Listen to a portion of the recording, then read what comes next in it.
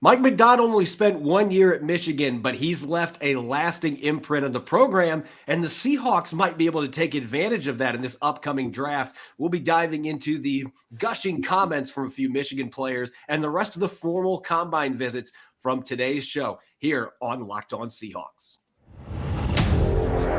You are Locked On Seahawks, your daily Seattle Seahawks podcast, part of the Locked On Podcast Network. Your team every day.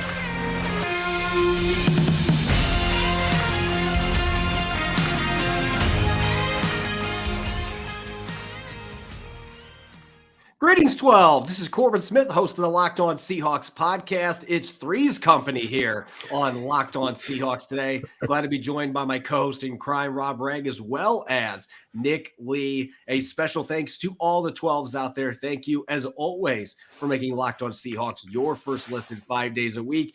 Whether you're listening in nearby Syracuse, Indiana, just a few hours from the Combine here, or in Pullman, Washington, we greatly appreciate each and every one of you. The NFL Combine continuing in Indianapolis today. We got our first chance to speak with defensive linemen as well as off-ball linebackers. Going to be diving into some of the formal Combine meetings that have already happened behind the scenes. Plus, we'll be previewing the tight end group, cornerbacks, and safeties. It's a jam-packed episode brought your way by FanDuel. Make every moment more right now. New customers get $150 in bonus bets with any winning $5 bet. That's $150 if your bet wins. Visit FanDuel.com/lockedon to get started. Now for your lead story here on our Wednesday edition of Locked On Seahawks. Mike Macdonald, in between two stints with the Baltimore Ravens, had a 1-year stint in Michigan on Jim Harbaugh's staff, and what an impressive coaching job he did. He turned the 95th overall scoring defense from 1 year earlier into the number 8 scoring defense in his lone season in Michigan, and it put the seeds in place for a national championship this last season. Many of the players that he coached on the defensive side of the ball, key contributors, and now, Rob, this creates a really interesting dynamic, and we've talked about this a little bit already, but Michigan's got 18 guys at record at the Combine, a bunch of them being defensive players, and most of those guys played for Mike Macdonald a couple years ago. That creates some extra intel, but apparently that was still not enough for the Seahawks, as several of these guys have got formal Combine interviews already this week.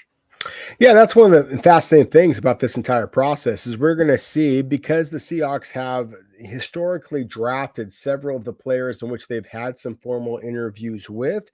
And so when we start to kind of unveil the list of the players on the defensive side of the ball in which Seattle has already had formal interviews with or will be having them shortly, then it does kind of, paint a picture that maybe Seattle is going to be focusing on some of the players that Mike Macdonald previously coached and has a great deal of experience with. And those of you watching on YouTube, you can see that there's a picture there of Junior Colson, the linebacker for Michigan. I think that the defensive lineman, Chris Jenkins, is another big name there. Mike Sammerstall, we talked previously about some of the other players like a Hollins off the edge, McGregor off the edge. There are really a huge number of Michigan defensive players in this draft class, guys, that really make an awful lot of sense for Seahawks as they try to transition from a defense that was big on big names, was not big on production a year ago, but if they want to compete in the NFL in terms of the playoffs at least, then that is certainly where they're going to have to make some improvements this year.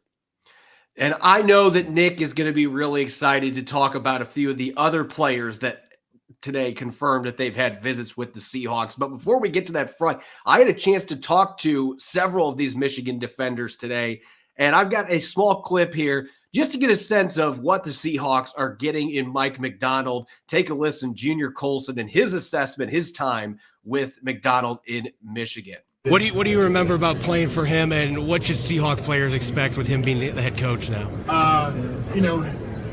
That man, I love that man because when I came to Michigan, I was a blank slate.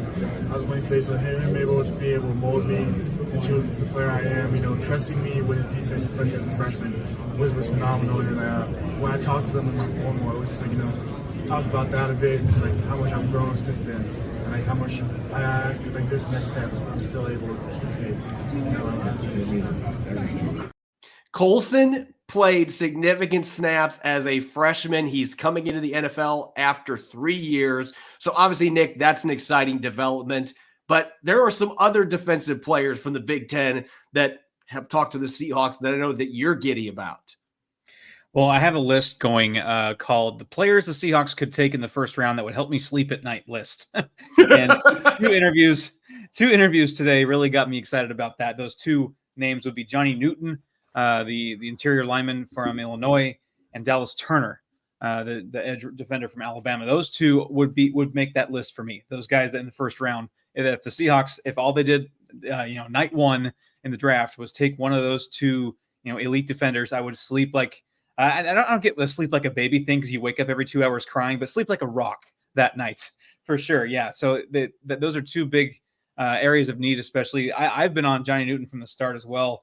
Obviously, with the Devin Witherspoon tape, you're like, who's this big, huge guy in an interior wearing a single digit number? Like, who is this guy? His shirt doesn't fit, and he's always in the backfield, and Newton just immediately jumps off the tape to you. So yeah, those two scream. I mean, it's nice that they're interviewed, but they also scream really quality possible first round picks at 16. Yeah, this is a really exciting first list. And obviously, again, these visits at the end of the day, this doesn't mean the Seahawks are going to draft these guys, but it's certainly exciting to see all of these defensive linemen and linebackers that have links to Macdonald, or they've played at big time programs. Or like Newton, you've played on a defense with a bunch of other NFL guys that have gotten drafted. Clearly, they are doing a good job preparing those players. On the flip side, I'm going to mention the name on that list that I may be most excited about at this point, and that's Marshawn Nealand, the defensive end / outside linebacker from Western Michigan. I mean, we're talking a 280-pound hybrid defensive end outside linebacker. He says he can play both positions. I believe it. I thought I was talking to Bill Russell with how long his arms are. This guy, he looks like a poor man's Jadeveon Clowney, and that's not a knock on him. That's great.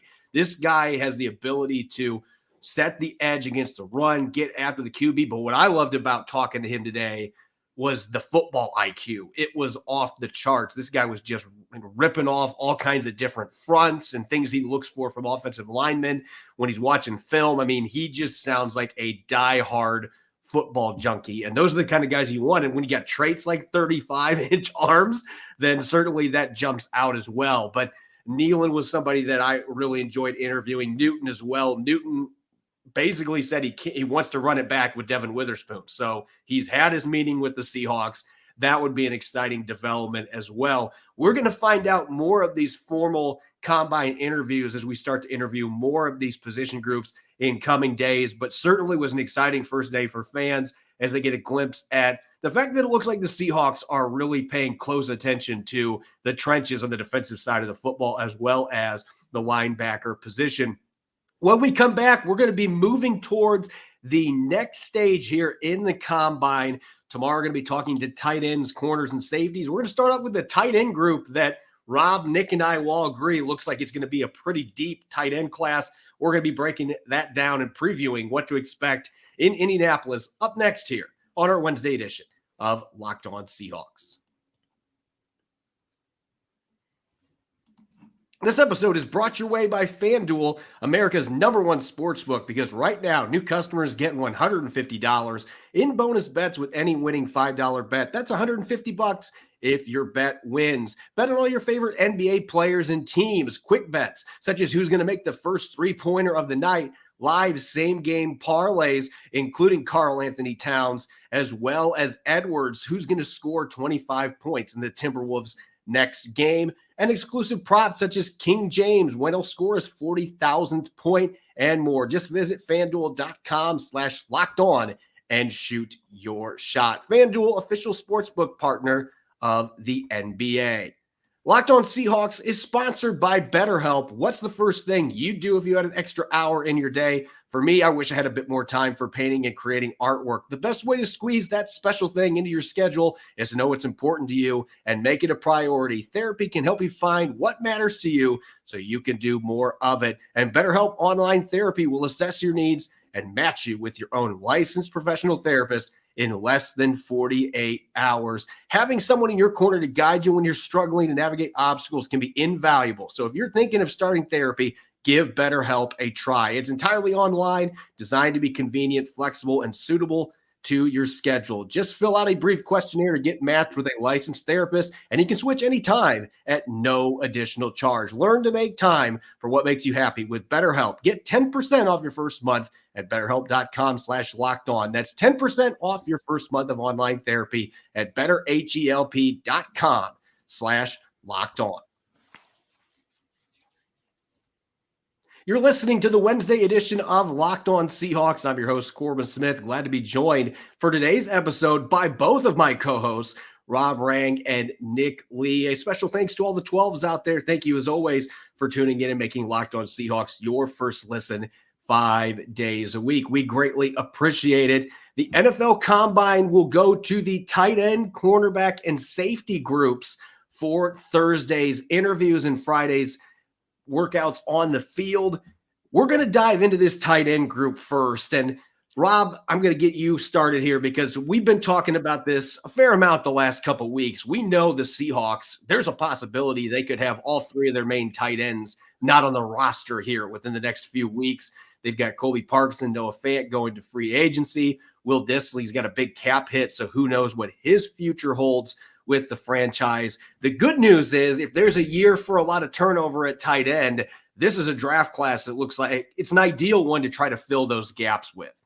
Yeah, there's some really intriguing players here. I mean, we had a poll question, just a couple of weeks ago, Corbin, where people were asking us about the possibility of the Seahawks trading up or the possibility of Brock Bowers, the Georgia superstar, falling into Seattle's lap at number 16 overall. And I kind of scoffed at that notion, and I continue to scoff at that notion. But there's another tight end out there, Ja'Tavion Sanders from Texas, that I really believe is going to wow in workouts this week, and any of the scouts who are watching his tape in Austin are, I think, also going to be very impressed by him. That I think has a possibility to be a mid to late first round selection. And it's not very often you have a Longhorn that could honestly be characterized as a little bit underrated, but I think that Ja'Tavion Sanders is that. And this is a 6'4", 250-pounder who absolutely glides off the line of scrimmage, can track the ball over his shoulder as well as come back to the ball. He can make people miss. He is not only physical, but he is fast. And that is something that I think that the Seahawks, frankly, were lacking. One of the reasons why they had 3 tight ends on their roster getting legitimate production is because they had 0 tight ends who actually made big plays consistently. Ja'Tavion Sanders can be that. Again, I think that there's only 2 tight ends in this draft that I think are worthy of top 32 consideration. I think that Ja'Tavion Sanders would be, kind of scoffed at if he was going to be Seattle's selection number 16 overall. If he was, though, I have no doubt that he would wind up having the production that would ultimately justify that early selection. Ja'Tavion Sanders is going to be a star in the NFL. Whether the Seahawks select him or not, he is going to be a stud well worthy of a first-round consideration. 2 tight ends potentially being first rounders, but I know that Nick is thinking more about the day 2 selections, which there could be a plenty in this particular draft class because there are 9 or 10 really solid tight ends in this group. Yeah, not only does it have some premier talent, but I think it's pretty deep as well. First with Cade Stover, caught 5 touchdowns each of the last 2 seasons, and I thought it was interesting as well. Now, a bit of an uptick in production this past year, even with going from C.J. Stroud to Kyle McCord at quarterback. I thought that was a notable thing. Pretty good ball skills, maybe not an elite athlete, but a willing, physical after the catch. His run blocking a bit, to be desired, 54.4 run block grade. His receiving skills are among the best in the class, especially, post day 1. Got that Travis Kelce size you want. Could be a nice replacement for a Noah Fant type. So maybe mid to late day 2. Another one that to keep an eye on for me, I have a bit of an insider on this one for probably a day 3. Dallin Holker out of Colorado State. He's a former captain at BYU. So I have a little bit of insider there. I'm a little bit bitter because there was a little bit of a frustration with his role at BYU, and he ended up leaving to Colorado State and became a Mackey Award finalist in Colorado State, meaning he was one of the top 3 tight ends in college football by their opinion. Ended up just going off for the Rams. And so natural athlete, soft hands, good body control. Maybe the size might be an issue, but as far as, pass catching tight end, he's a bit more of a willing blocker than Stover would be.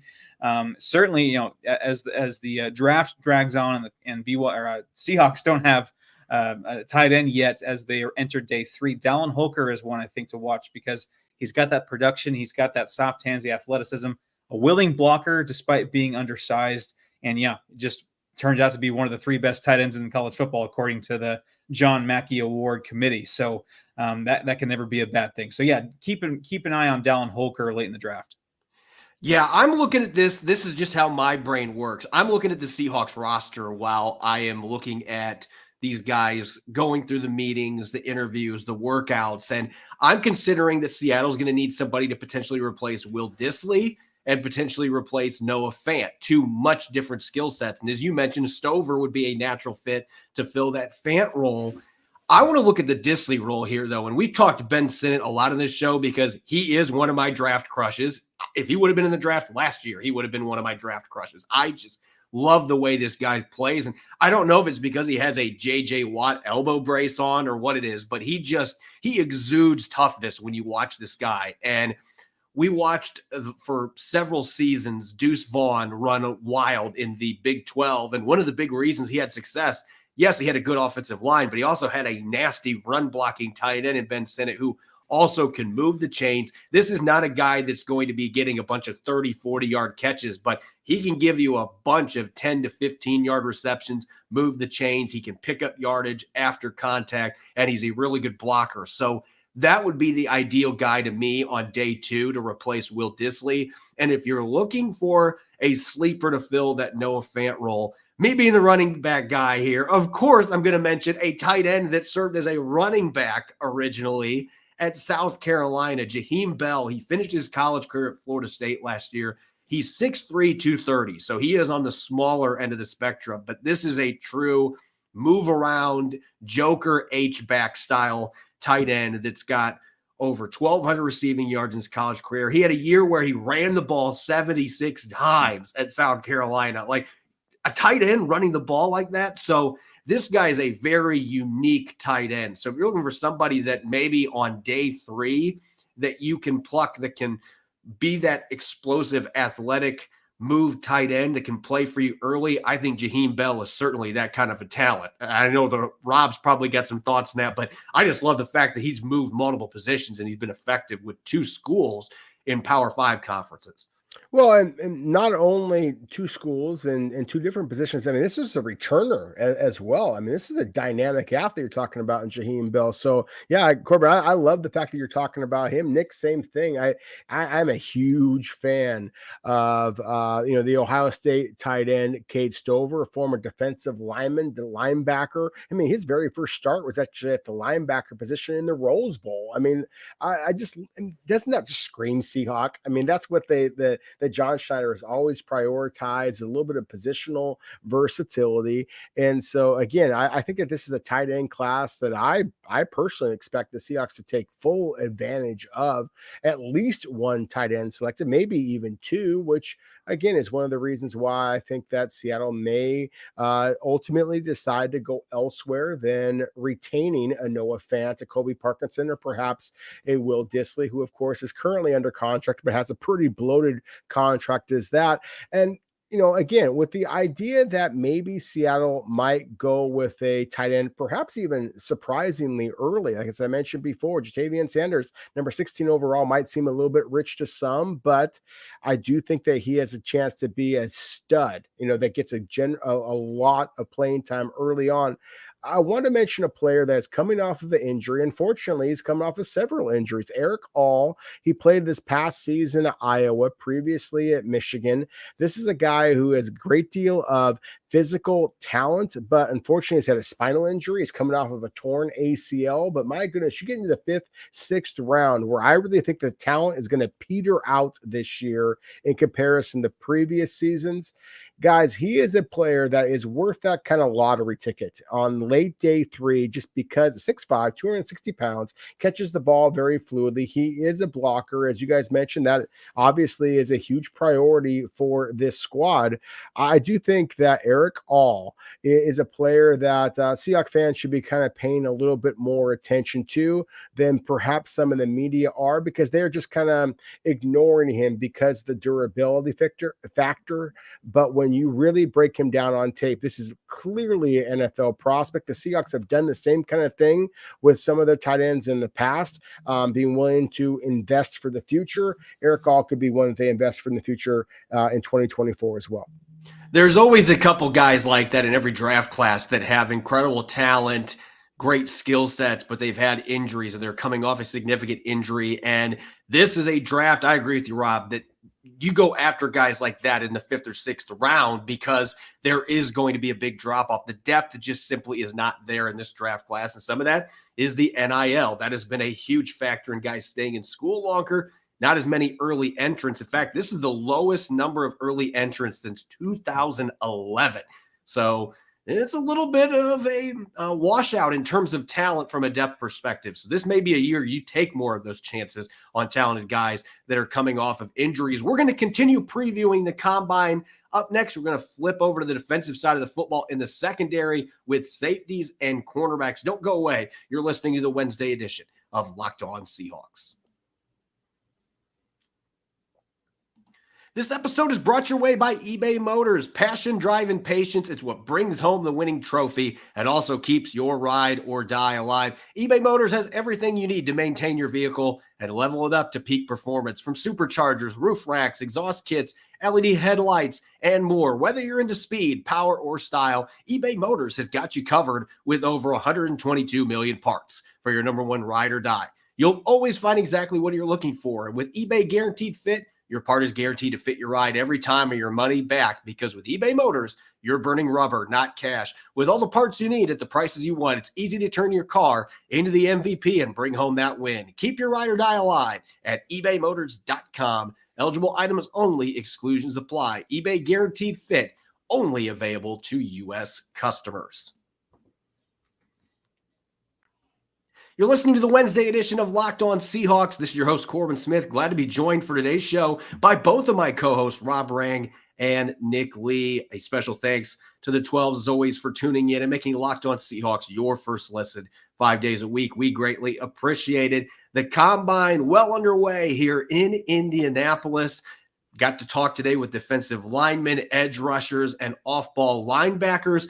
Everything's going to shift to tight ends and the secondary tomorrow. Defensive backs, cornerbacks, and safeties. And Nick, we're going to start with the cornerback position, because even though Seattle probably is not going to be investing a pick early at that position after picking Devin Witherspoon, they've got Reek Woolen. This is arguably the deepest position group in this entire draft. Once again, as we continue to have really stacked cornerback groups that come into the NFL draft year after year. Yeah, it's becoming a common theme. That you kind of have a bevy of riches at cornerback, and one of them is Enos Rakestraw out of Mizzou. 4 years of experience. It's on the longer side, even at 6 feet. On the longer side of that spectrum of 6 feet tall corners.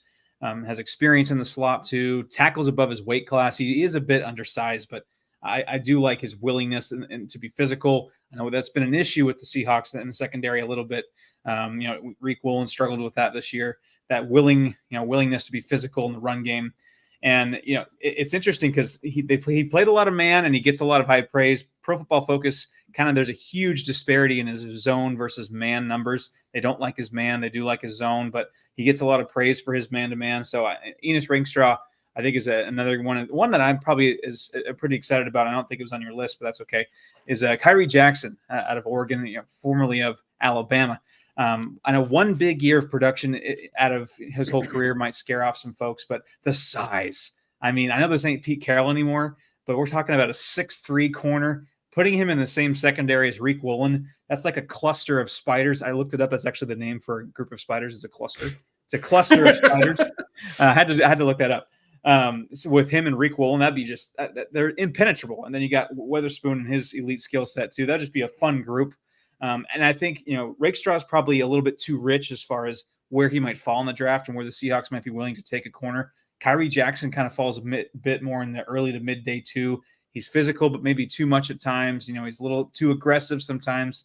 But that's something that can be coached out. You like those guys that could be more aggressive than the guys that are a bit more passive in the run game. You can kind of coach that around. But I do like that size. It's very intriguing. I know that's the Pete Carroll on my shoulder talking about size and cornerbacks. But so Enos Rankstraw and Kyrie Jackson too, that really intrigued me. Yeah, and that's just 2 of a dozen plus. I mean, you could maybe say 24 corners that are certainly draftable in the first 4 or 5 rounds in this year's draft, Rob. I don't know if it's quite as good as last year's class, but the Senior Bowl is really what turned everyone's heads that, wow, look at the sheer number of quality corners, and they're coming in all shapes and sizes too. Yeah, they really are. And I love the list that Nick just provided here. I think that with Rakestraw, you're talking about a physical corner, a guy that has been very productive and, throughout this SEC competition. I want to focus in on Kyrie Jackson from Oregon here for a moment. And again, Nick, full props to you, sir, because I was really impressed by Jackson. When going down the field, I was there for the University of Washington, Oregon football game here in Seattle. And, Jackson was the one that was trying to get that Oregon secondary to really kind of rally against the Washington dynamic offense that it was. Quarterback, receiver, play caller, obviously, and he was very impressive. And when he went down with injury late in the third quarter, that is really where Washington's offense started to get rolling. So again, I think that he is somebody that the Seahawks would be very wise to be paying attention to. I'm going to kind of take the low-hanging fruit here for a moment, because again, one of the things that Nick just mentioned a moment ago about the fact that you need to have physical cornerbacks, not just tall, lengthy corners, but guys who actually are going to hit you in the mouth the way that Devin Witherspoon did this past season. To me, Terrion Arnold from Alabama is one of those corners. Now, if the Seahawks want to take him, he's going to have to be in the first round, because he may not even be available to them at number 16 overall. But when you're talking about corners in this class, look, I'm a big Nate Wiggins fan. He's the guy from Clemson who I think has a chance to be the number 1 corner in this class. He does not play with the physicality that Terrion Arnold from Alabama plays. And then if we're going to, kind of switch gears here, instead of look at more the middle round prospects, a guy that I think is actually kind of falling off radars and absolutely should not is Shaw Smith-Wade from Washington State. He has some of the best lateral agility and pure cover skills of any of the corners in this class, but nobody is talking about him, or at least they were not until the Senior Bowl, where Shaw Smith-Wade actually had the only interception of the Senior Bowl, and a beautiful pick that he pulled off. And that's interesting because he didn't have a lot of interceptions back in Pullman. So again, one of the things I'm expecting with Mike Macdonald as the new head coach is there is going to be a different level of preference of the type of corners. I don't know if they're going to have the height factor, the arm length factor. One of the things I do expect is they're going to be a different focus on physicality, a different focus on ball skills, and Terrion Arnold in the first round, Shaw Smith-Wade maybe in the 3rd to 4th round, but a really good football player at that. Those are a couple of corners, along with Nick's list, that I do think the Seahawks are going to be paying a great deal of attention to here this week in Indianapolis. I'm going to be focusing on the defensive backs that offer the most versatility, because we have seen what Mike Macdonald did in Baltimore with guys that could play both safety spots, could play all the corner spots, guys that could do a little bit of both. And so 2 guys that jump on off the radar for me, I'm looking at the corner position. Its name's going to sound familiar because the Seahawks drafted his brother a couple years ago. Max Melton, coming from Rutgers. He's basically a receiver playing corner. He had 8 interceptions the last 3 seasons, 14 pass breakups. The guy's as good at getting his hand on the football as any corner in this draft class. Now, the physicality standpoint is hit and miss with him. There's been games where he certainly will come up and stick people, and then there's games not so much. So you got to find a way to get more consistency. Didn't have a ton of tackles at Rutgers, so you got to have a little bit more willingness there to make plays, but he can play in the slot. He's 6 foot, 190, has played on the outside as well, can play special teams, really soft hands. at the cornerback position. And we know Mike Macdonald likes turnovers. And speaking of turnovers, I'm going to transition us real quick into the safety position.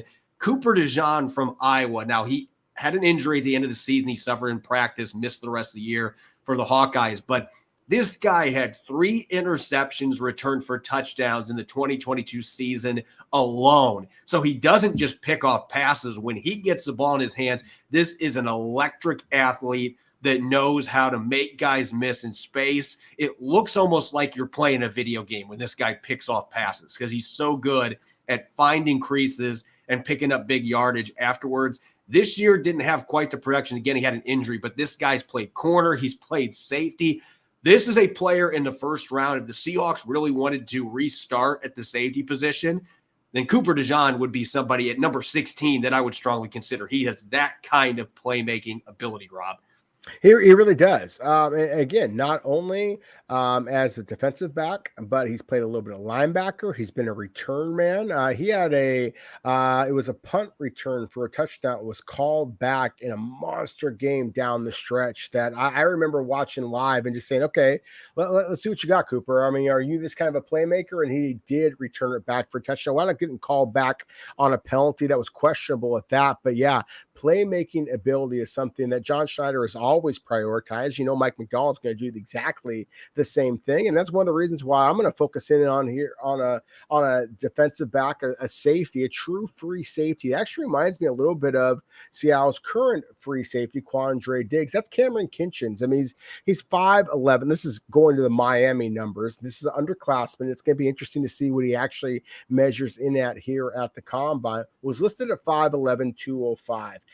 All I know is I remember the 11 interceptions that he recorded over the past 2 seasons for a Miami defense that frankly had some pass rushers, but not as many as some of the other players that benefited throughout college football. Cameron Kinchins made an awful lot of big plays on his own is the point that I'm trying to make. You're kind of like Cooper DeJean, as you mentioned previously with Iowa. So again, that is something I think that the Seahawks are going to be focusing on. And if they are indeed going to go with the safety, I think that it is going to be playmakers. And so Cameron Kinchins from Iowa is one, or excuse me, Cameron Kinchins from Miami is going to be one that I think that the Seahawks can be focusing on. And I'm going to switch, and I don't want to anger Nick Lee, but I'm going to be focusing on a player, Sione Vaki from Utah. And frankly, we can mention Cole Bishop, another safety from Utah. I'm just going to push the Nick Lee button as many times, I guess. As Nick is going to have a brain aneurysm here.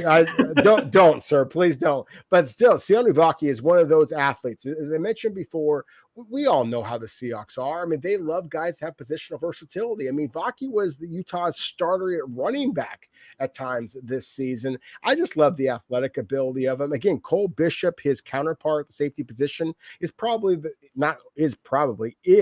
more polished player currently. But Vaki's got a great deal of upside to him. He's 5'11", 6 foot, right around that area, 210 pounds, and just hits like a Mack truck. And so to me, those are a couple of the safeties. I don't think that the safety is a huge area of concern for the Seahawks as it stands right now. But if they do jettison Jamal Adams, as most of us expect, then I do think that safety is kind of a low-key need for the Seahawks and somebody that I would expect the club to be looking at in the middle rounds. The nice thing for Nick is he doesn't have to talk about either one of the Utah safeties when he's discussing players he's going to be watching here. Right. It's actually been over 3,500 days since Utah beat BYU, so I guess I can be okay with that. Anyway, I digress. Well, speaking of guys that could be in the later first round, early day 2, Tyler Nubin out of Minnesota, I really like. What really jumps off the page with him, kind of what Rob was saying about Kitchens, is 12 interceptions the last 3 years, pretty good ball production there, 39.6 passer rating, just a menace in the passing game. Doesn't really sacrifice ability in the run game as well. Towards the 80th percentile for safeties in average depth of tackle in the run game, which is an interesting stat. Pretty good size at 6'2", 210. Can play both safety spots, even drop down to nickel a few times, so a little bit of versatility. First team All Big Ten. Not quite as twitchy as other safeties in this class, but great ball skills, got the physicality you want in Seattle. Then one more guy I like a lot. I've done a million drafts or mock drafts already, and the guy that I keep taking in like the 78 to 50 to 78 range if I trade back and get some picks is Javon Bullard out of Georgia. Talk about versatility. primarily a slot corner in 2022, primarily a deep free safety in 2023, acceptable coverage numbers in both areas. He's in the 90th percentile in completion rate forced this year, allowed a 34.0 passer rating this past season. And he's also played 80 snaps in the box as a strong safety, over 100 snaps this past year as a slot as well. So just talk about versatility. Not only does he bounce around, but he's had elite coverage numbers all over. He's got an edge to him as well. Good ability to diagnose plays, good high football IQ. Kind of reminds me a little bit of Budda Baker, just that he can bounce around and play different spots at a high level. I'm going to cap things off with another one of my draft crushes real quick. And this is a player I was actually watching Wake Forest a couple years ago. There was a player named Kobe Turner that the Rams drafted that actually finished ahead of Devin Witherspoon in the Defensive Rookie of the Year balloting. But it was one of those games where I couldn't stop watching another player on their defense. Malik Mustafa, the safety, number 3. I believe he switched over to number 27 this year, but he was wearing number 3 in that game. And he became the Deacon missile, in my opinion. I was watching this guy just fly all over the place. He had a pick in that game. Didn't have a lot of interceptions, and yet when you watch him, he seemed to have natural ball skills, very physical, loved to come up and hit people. And he had a season where he had 15 pressures and was really good blitzing at 5'11", 205. So this guy can play free safety. He can play in the box. He can also play in the slot. Kind of an under-the-radar guy that I think has a chance to maybe even sneak into day 2 if he has a really good combine performance. So Malik Mustafa, that is another name that everybody should be keeping a close eye on. As always, you can follow me on X and Threads at Corbin Smith NFL. You can follow Nick at NickLee51. Be expecting a lot of Padres. I don't know if it's going to be positive, but a lot of Padres talk. It won't be positive. It's okay. In coming weeks. And then Rob, obviously at Rob Rang. You can follow Locked On Seahawks. Make sure to subscribe on YouTube or wherever you listen to your podcast to ensure you don't miss a single episode. When I come back for tomorrow's Thursday show, I'm going to be diving into some of the takeaways from the second day of interviews and to be taking a look at some of the free agency question marks that the Seahawks are going to have to address when they start doing their discussions next week with players and agents. Thanks for listening in and enjoy the rest of your Wednesday. Go Hawks.